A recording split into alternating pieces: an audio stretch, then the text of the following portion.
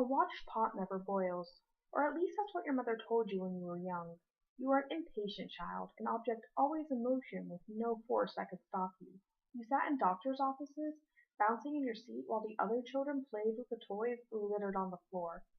You ran through fields, barefoot, and the dandelions you blew lost only half of themselves.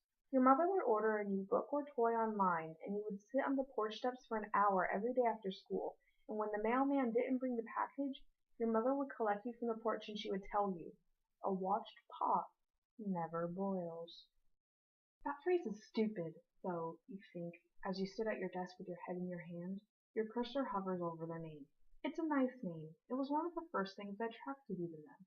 Exactly 100 mutual friends. Your shared high school. See friendship. You can't force yourself to click the link and stare at the empty screen. Instead, you watch a little green dot beside their name until it seems to be almost pulsating, a beacon. "I am online," it says. "I am available. Maybe I will talk to you." They do not talk to you. The dot becomes a small phone. The phone becomes a blank space, their name popping off the screen, and perhaps you can forget about them. You do not forget about them, and the next day is the same. You've learned they come online after school, maybe just to check up on things, and then blip out until after dinner. You wonder how they fill their time. You know the bands they listen to, branded on their chest, and you've had a few conversations about homework. You imagine them sitting cross-legged on their bed, retro headphones with a thick cord suspended to a stereo, scrawling answers to problems across a paper balanced on a book in their lap. You imagine them with their tongue between their teeth. You imagine them with their tongue between your teeth. You would never bite down. Days become weeks. You can't help but to watch their activity. Sometimes a box of conversation pops up on your screen, startles you. "Hey, what was the chem homework again?" Your heart stammers as you type. "Page 112, numbers 1 through 3. You're frantic as you switch tabs, trying to distract yourself. Your eyes drift left, waiting for their name to flash. When it does, you click to see "Thanks." You think about what the exclamation mark can mean for the next 3 days until the excitement fades. You avoid them when you see them in real life. Something about them makes your nervous system feel like it's experiencing a power surge, like a million little stars exploding in your stomach. You swallow back the magnificence over your eyes. You think, "How could I be so stupid? And why are they so cute?" It plays on a loop in your mind until you plug your headphones in and blast it out with a song that reminds you of them, your head slinking to your folded arms, your mind filling with images of them and their stupid smiles. In your dreams, your phone buzzes and a message from them flashes across the screen. "What's up?" Your teacher moved your seat so that you sit beside them in chem. You start to talk.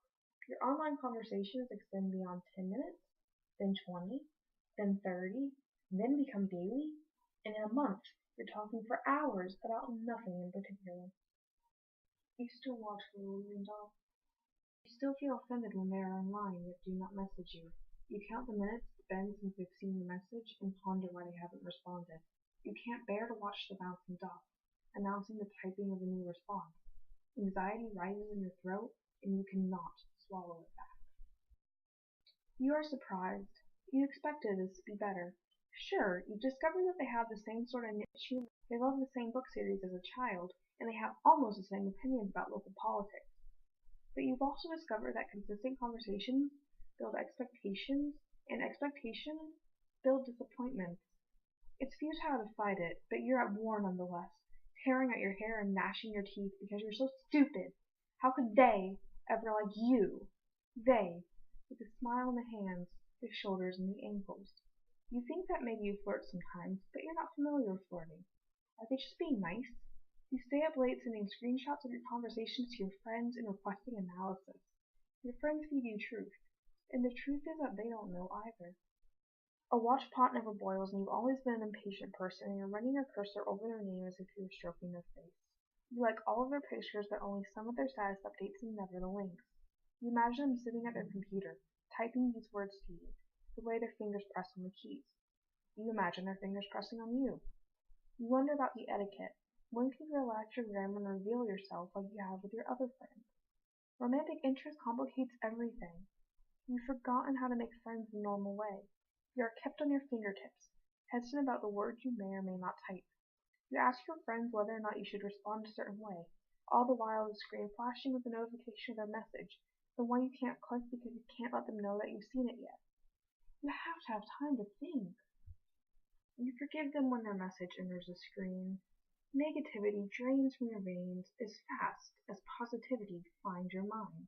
If the endorphins are the hormones, it's also these pixels, these signals.